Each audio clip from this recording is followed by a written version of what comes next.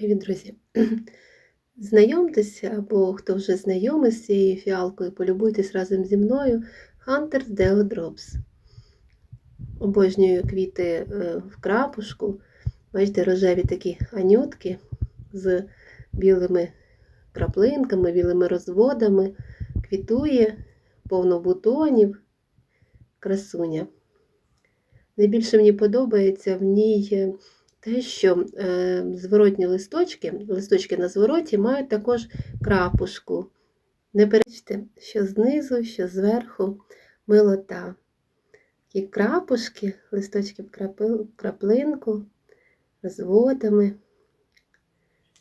Можна милуватися і зверху, і знизу цією красою. Що я і роблю? Ось так покручу, поверчу, помилуюся. Рекомендую таку фіалочку вам в колекцію.